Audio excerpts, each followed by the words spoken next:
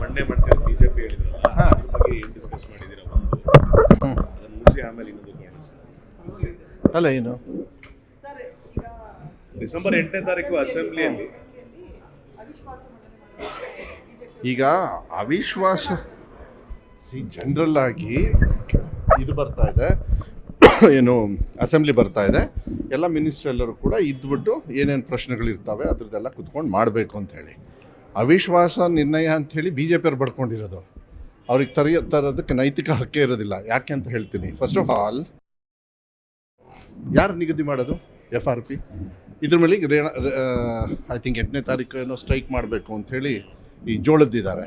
ಯಾರು FRP fix ಮಾಡಿರೋದು? ಯಾರ ವಿರುದ್ಧ ಇವ್ರು ಸ್ಟ್ರೈಕ್ ಮಾಡ್ತಾ ಇದ್ದಾರೆ? ಆ್ಯಕ್ಚುಲಿ ಅವ್ರ ಸರ್ಕಾರದ ವಿರುದ್ಧನೇ ಅವ್ರು ಮಾಡೋದು. ಎತ್ಕಟ್ಟತಕ್ಕಂಥ ಕೆಲಸನ ಮಾಡೋದು ಒಂದು ಬಿಟ್ಟರೆ ಇವ್ರೇನು ಮಾಡ್ತಾ ಇಲ್ಲ. ಅವಿಶ್ವಾಸ ಅಲ್ಲ, ಎಲ್ಲ ಕಾರಣದಕ್ಕೂ ಕೂಡ ನಮ್ಮ ಸರ್ಕಾರ ಗಟ್ಟಿಯಾಗಿ ನಾವು ಕೆಲಸ ಕಾರ್ಯಗಳನ್ನು ನಾವು ಮಾಡ್ತಾಯಿದ್ವಿ. ನಾವು ಒಳ್ಳೆ ಕೆಲಸಗಳನ್ನು ಏನು ಮಾಡಿದ್ದೀವಿ ಅದನ್ನು ತೊಗೊಂಡು ಹೋಗೋಣ.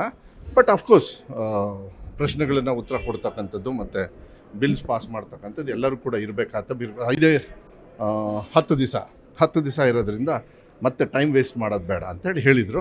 ಇದನ್ನು ಬಿಟ್ಟರೆ ಜನರಲ್ ಆಗಿ ಎಲ್ಲರೂ ಕೂಡ ಸಿಎಂ ಪೊಸಿಷನ್ ಕಿತ್ತಾಟದಿಂದ ಹಾಂ ಕಾಂಗ್ರೆಸ್ ಒಂದಿಷ್ಟು ಸಿ ಅದನ್ನ ಮತ್ತೆ ನಾನು ಚರ್ಚೆ ಮಾಡೋಕ್ಕೆ ಹೋಗಲ್ಲ. Because this issue has been sorted out. ಓಕೆನಾ? ನ್ಯೂಸ್ ಫಸ್ಟ್ ನಿರ್ಭೀತಿಯಿಂದ ನಿಮ್ಮ ಪರವಾಗಿ.